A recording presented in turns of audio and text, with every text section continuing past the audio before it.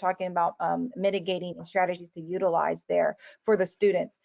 Abe, is there any additional insight that you can provide there? Yeah, certainly.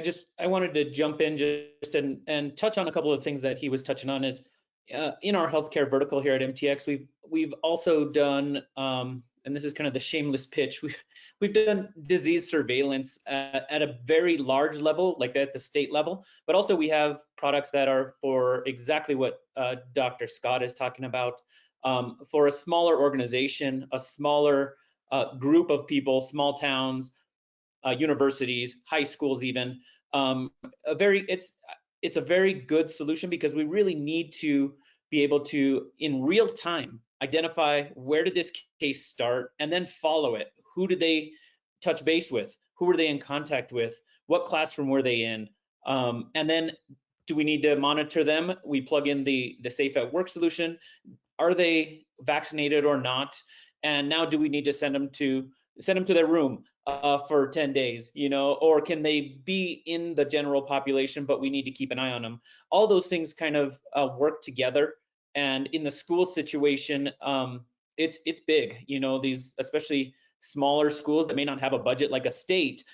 This is something that we've just found a need for, and so we developed it without anybody wanting to buy it yet, because we know it's coming. We know it's going to be a need for all these different organizations, and we put a lot of thought into it. So it's just something that I think we need to throw out there and let everybody know that, from our side, we are doing a lot of investment in our own community. We're using a very similar system within MTX. We check in daily. We do our symptom monitoring. We're already doing that. We've been doing that for months.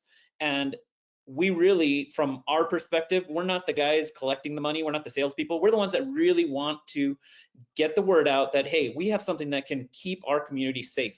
And the next step of that is keep me safe as the clinician. Whoever your clinician is, your doc, your PA, your nurse practitioner, your nurses, and the support staff. We have to keep them all safe.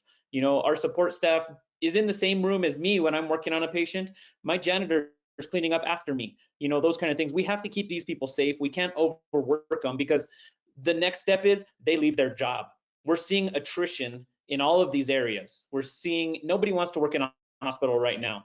The doctors don't want to. They're all going to telemedicine. You can't see a doctor in real life in a lot of places now because of COVID. And so any little thing we can do to keep the access to care available, we need to do from an ethical standpoint. And I think that's our panelist here. That's what we're into right now. And so that's my 2 cents here.